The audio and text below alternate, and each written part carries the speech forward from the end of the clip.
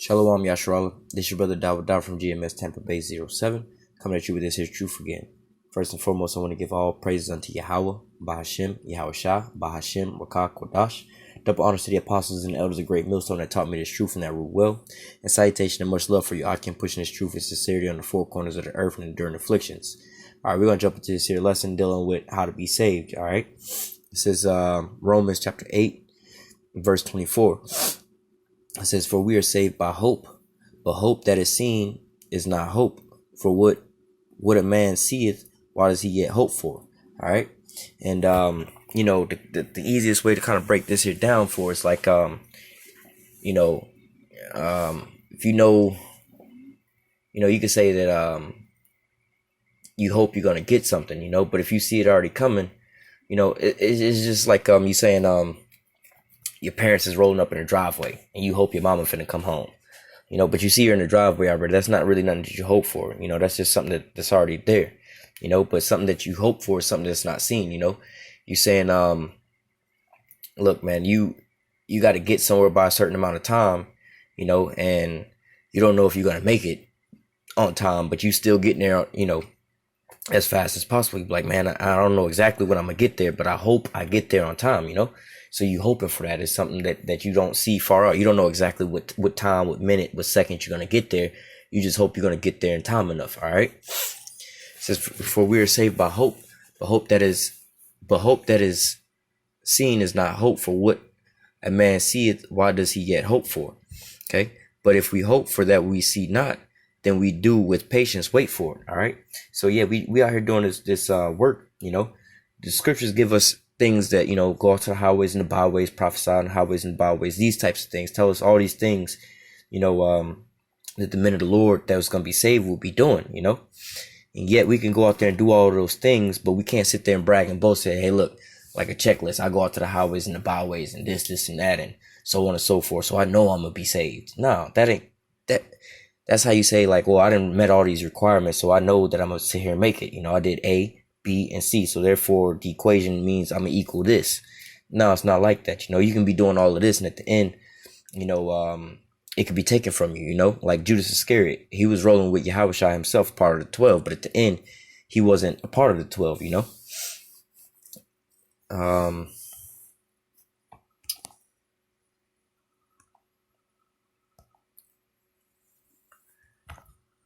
This is Matthew 24:13. It says, but actually, for time's sake, we're going to just stick to these scripts I had written down. This is Matthew 24:13. "But he that shall endure unto the end, the same shall be saved." All right. So, roughly paraphrasing what's going on and what we're reading about over in Matthew 24 is you're going to be going through great tribulation. All right. There's going to be a lot of tribulation. There's going to be tribulation like it's never been before since the beginning of the earth, So, I'll just read it. This is Matthew 24:21. "For there shall be great tribulation, such as there was not since the beginning of the world to this time, no, nor ever shall it be. Okay. Except those days be shortened, there shall be no flesh saved. But for the elect's sake, those days shall be shortened." Now going back up to verse, what was it, 10 or 13? All right. So reading that, but for the elect's sake, time's going to be shortened. All right. "But he that endureth to the end, the same shall be saved." All right. So basically we got to go through hell and high water, to be able to get this salvation. It ain't going to just be no easy cakewalk, we going to have to have faith and we going to have to endure all these things. All right. Speaking of which, let me grab that real fast. Where's that? 2 Timothy. Yeah. Second Timothy chapter 2, verse 3. "Thou therefore endure hardness as a good soldier of Yahushua HaMashiach." Okay. It says, "No man that warreth entangleth himself with the affairs of this life." Okay. "That he may please him who have chosen him to be a soldier." So, it says endure hardness as a good soldier, but then also it says no man that warreth entangled himself with the affairs of this life.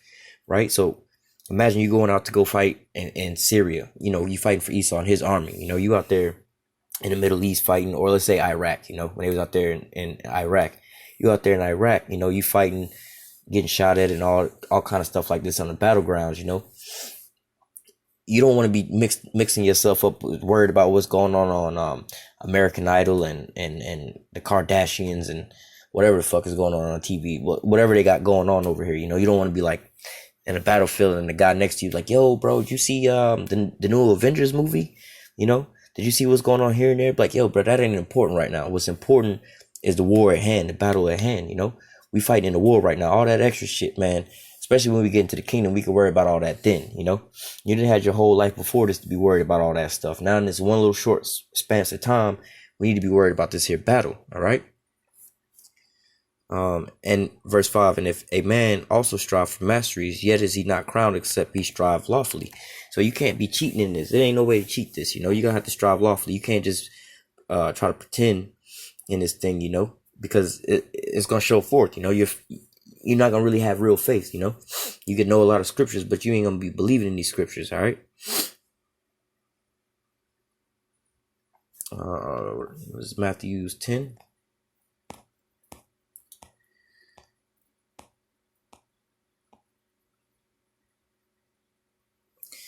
This is Matthew 10 and 34. It says, this is Yahushua speaking. It says, think not that I've come to send peace on earth. I came not to send peace, but a sword. So again, man, it's going to be a time like never before, man. Most High is about to have everything turned up on all kind of levels, man. Whether it be here or there, you ain't going to be able to find peace nowhere. All right. But you got to have, you know, you got to endure all these afflictions. You got to endure into the end. You got to have that faith in the Most High, you know.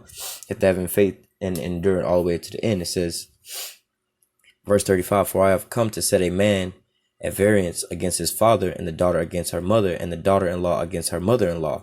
Okay, so, and a man's, verse 36, and a man's foe shall be they of his own household. Okay, so the Most High, hey man, I could be a living a testament to this, man. This is bullshit, man. The brothers in my camp can tell you about how much shit I be talking about, the shit that just be going on in my own household, you know. I feel like a prisoner in my own household, man. That's just some bullshit, man. That's a real sad thing to see. But hey, man, you can't be dwelling on all that, you know, too hard, because, you know, I mean, it is, you know, it is one thing, you know, the people who are supposed to love you, this and that. But hey, man, that show you who really do love you, who's really your mother and your father, and who really got care for you, you know. It's the Most High and your brothers in the brotherhood, man. Because these are the ones that's out there in the battlefields with you here and there, here and there. But the ones that's attacking you is who? When you go back to your household, you know, you get attacked. Now, every brother might not be going through this, but, you know, this is me just speaking for me and my own lot, you know. Go home, catch hell from the relatives that I stay with, you know. Catch hell at the job place where I work at, you know. Out, well, we go on the highways and byways, you know. We get scoffers and stuff come up like that. So there's no place where you can find no peace, man. Most High, Yahushua here is saying, look, think not that I've come to send peace on earth, but I came not to send peace, but a sword. All right. So, you know, and it also says the man's foe shall be there of his own household. So, you know, this, you ain't got nobody, no comfort. The Most High is got you in a position where you can't do nothing but trust and have faith in the Most High. All right. It says, verse 37, he that loveth father or mother, here's the point, the key word, he that loveth father or mother more than me is not worthy of me. He that loveth son or daughter more than me is not worthy of me. All right. So you have to put yourself in this position. It ain't saying hate your mother or your father, or now you can use the word hate, but the word hate, they're the same thing as saying here. It says love less. All right. But it says, he that loveth his mother or father more than me is not worthy of me. All right. So you could be like, there's actually an example of this in the scriptures, you know. You could love your father like you're supposed to love your mother and your father's on the deathbed, you know. But you love your father, want to take care of him more than do the word of the Lord. You know, that's foul. You ain't supposed to be doing that, because your father can't give you life. He can't give you house life, or he can't bring you to the Most High or your house. He can't save you, but vice versa. Him being on his deathbed, you can go serve the Lord, and the Lord can bring him back to life, give him health.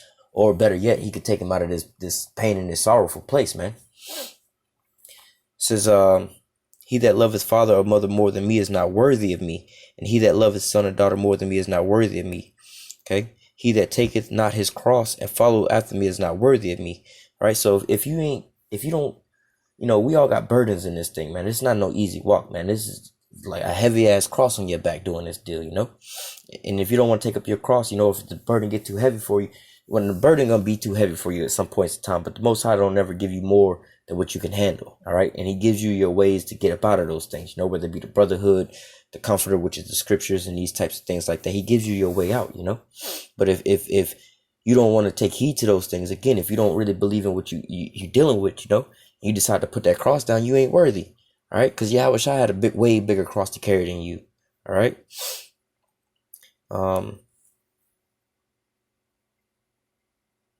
He that taketh not his cross and follow after me is not worthy of me. He that findeth his life shall lose it. He that loseth his life for my sake shall find it. Right? So yeah, you out here in Babylon at this point in time, you done found your life as a professional soccer player, football player, basketball player, a banker or whatever, whatnot. That's your main life, and that's what your main studies are. Look, I got to go out here on the soccer field and practice, or the basketball court, practice my jump shot and this and that for the NBA, because this is what's going to give me, this is what's going to sustain me and give me money that I can take care of me and my family and take care of all these things. Like, look, man, you done found your life. Go ahead and go with that life and see how far that get you. You done caught this big ass basketball deal or whatever.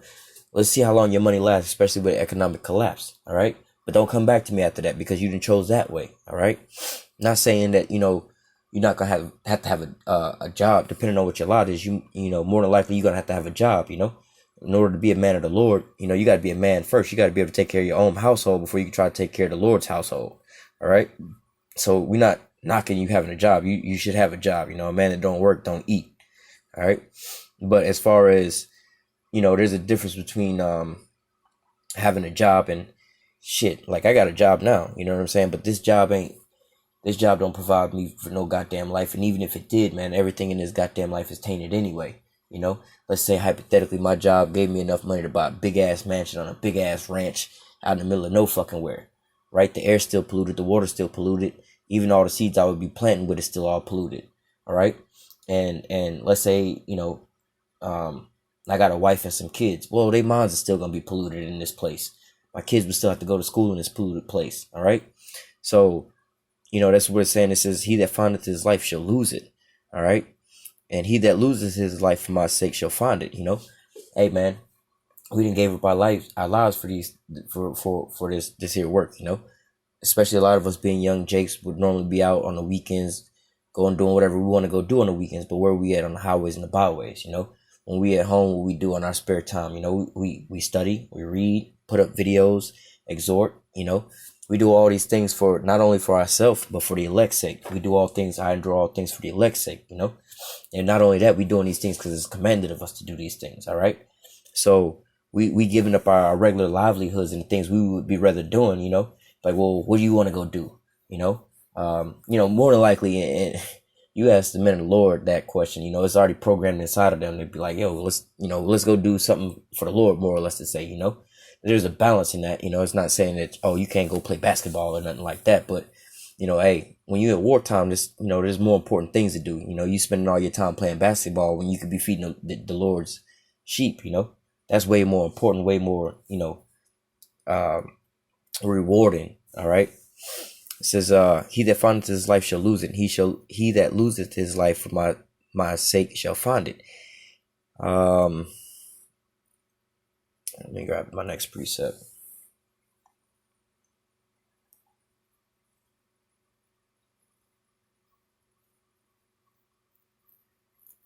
All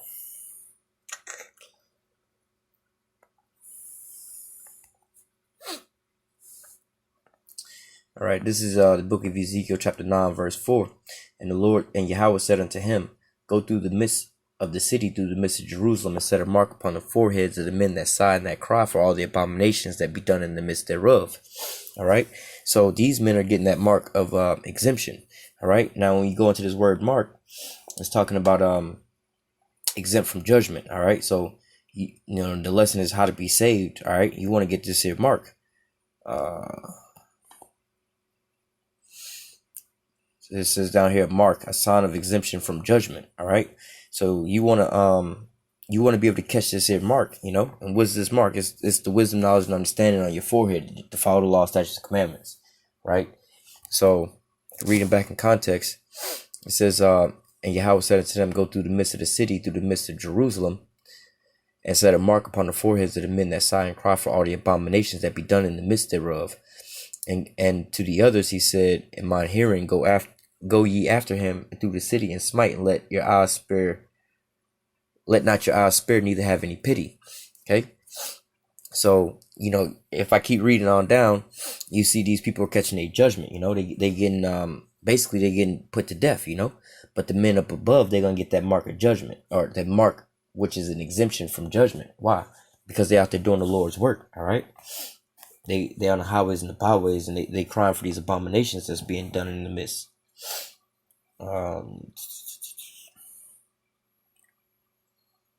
Actually, I can show you that mark again in Revelation 7. Okay, those same men. Okay, it'll be right here in Revelation 7:1. It says, after these things I saw 4 angels standing on the 4 corners of the earth, holding the 4 winds of the earth, that the wind should not blow on the earth, nor the seed, nor any tree. And I saw another angel ascending from the east, having the seal of the living power, and he cried with a loud voice to the 4 angels, to whom it was given to hurt the earth and the sea, saying, hurt not the earth, neither the sea, nor the trees, till we have sealed the servants of our power in their foreheads.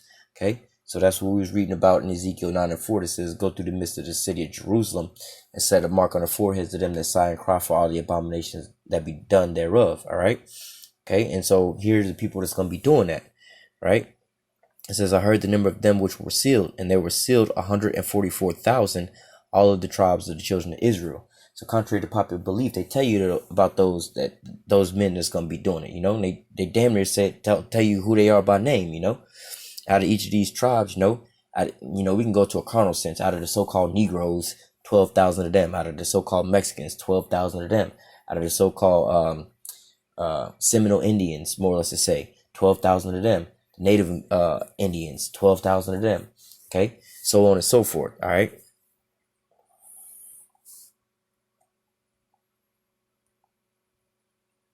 This is the book of Acts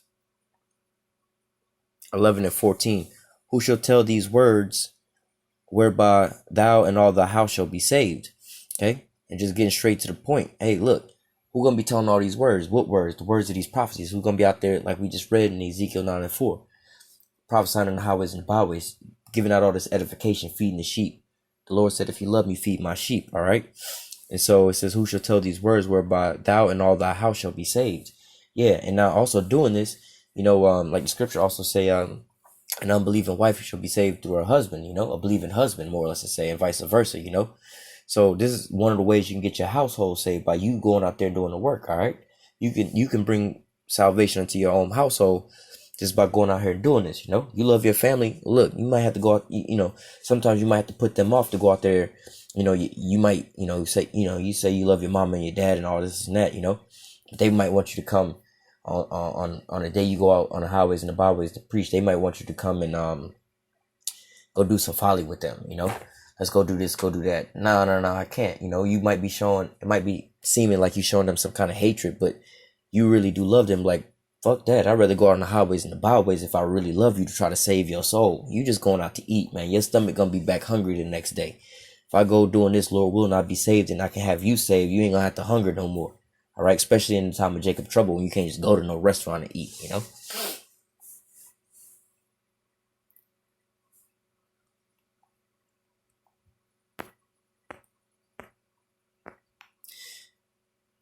This is the book of Luke, chapter 7, verse 50. And he said to the woman, thy faith have saved thee.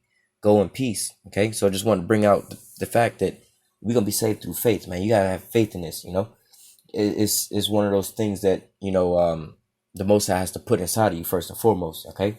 This is that thing at the end all be all the things that you done read. You have to believe in all those things and have faith that the Most High is going to deliver you through all these things that's coming up upon the earth. All right. Jacob's trouble and all of that, persecution. All right. Running down from Esau. You have to have faith that the Most High is going to deliver you from all that. All right. Not only faith, but we're going to get into Acts chapter 15 and 11. But we believe that through the grace of the Lord Yahushua HaMashiach, we shall be saved even this day.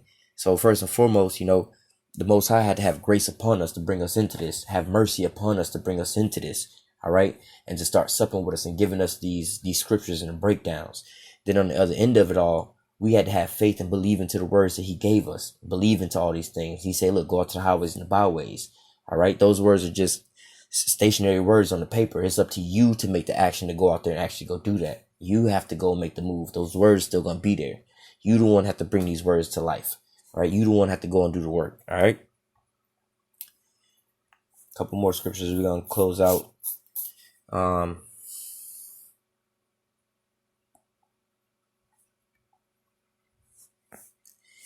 This is dealing with these women here. This is 1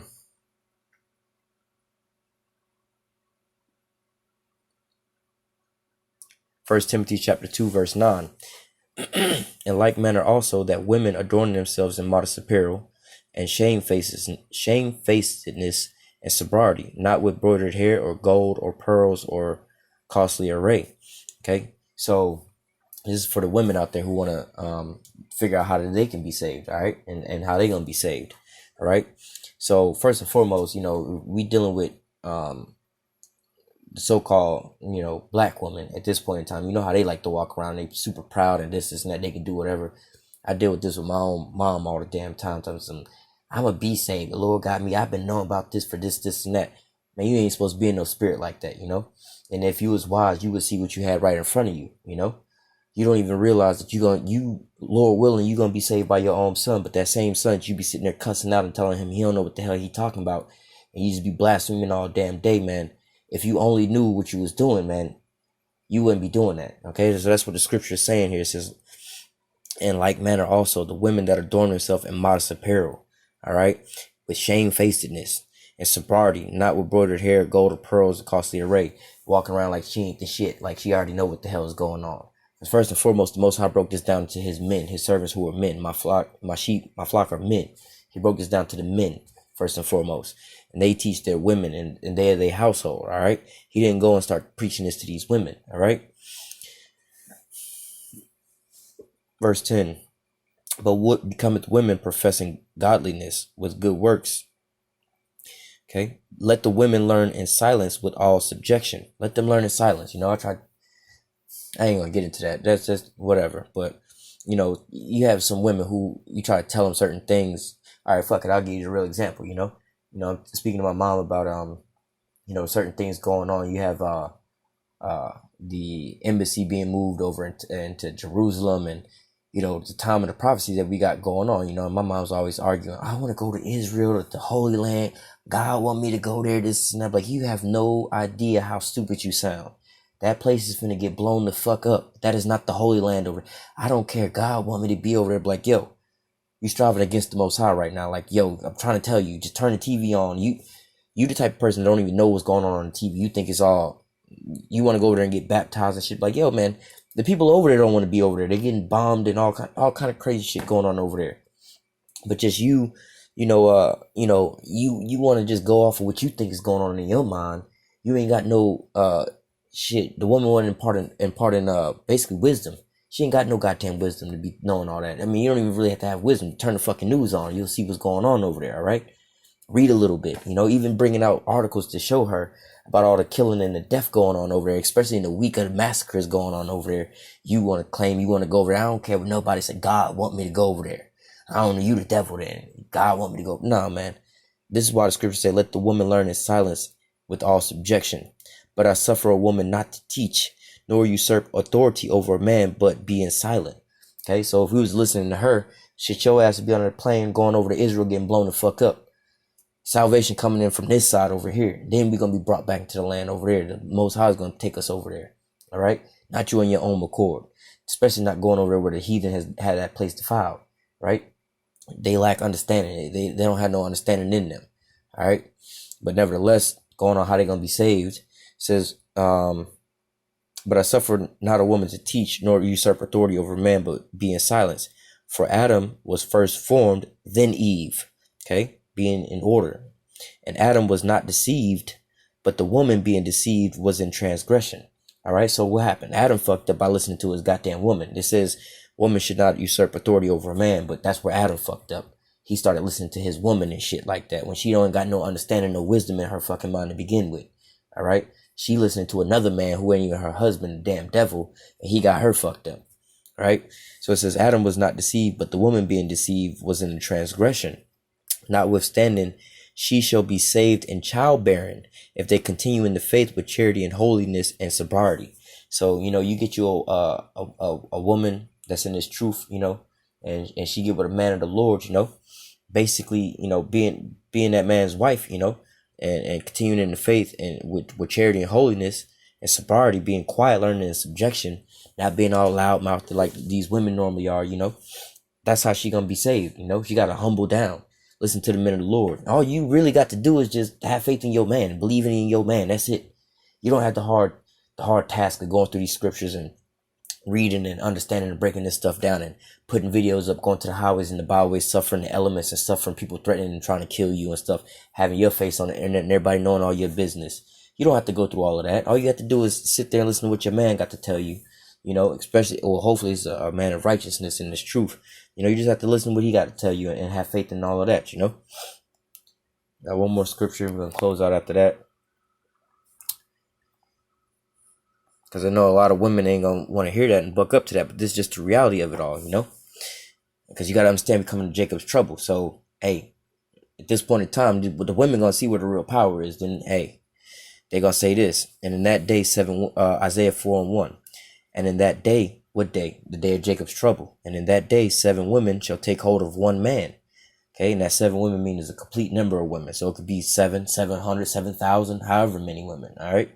A complete number of women shall take hold of one man, saying, we will eat our own bread and wear our own apparel. Like modern days today, you know what I'm saying? You get with a woman, nowadays you got to take care of her. She going to move into your house.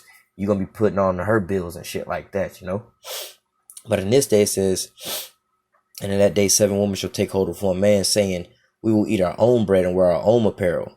Basically saying, look, bro, you ain't got to take care of us. And in fact, we're going to take care of you. All right. Well, as far as like food and clothing and stuff like that, the Most High going to be taking care of us.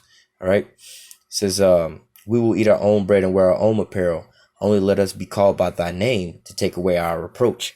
See, at this point in time, they're going to want to be an Israelite. They're going to want to be the elect. They're going to want to be the holy men, But then, like we just read, hey, basically through marriage and childbearing is how these women are going to be saved. They're going to have to, to humble themselves down and submitting to the men of the Lord, And really for them, they got the easy task.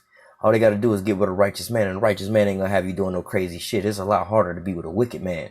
The man is having you putting drugs all in your crotch to smuggle through borders and shit. Men is having you whore out your box for to make some extra money. All kind of shit like that. You want to go be with these wicked ass men that constantly be fucking you over and shit like that, but you don't want to be the man of the Lord that's going to save you through all these calamities coming, But nevertheless, Lord willing, this lesson was edifying. Until next time, I say, call halal Yahweh, Bahashim, Yahweh Shah, double honors to the apostles and elders of Great Millstone that taught me this truth and that rule well. And salutation and much love for you, I can pushing this truth and sincerity on the 4 corners of the earth. Stay strong. Shalom.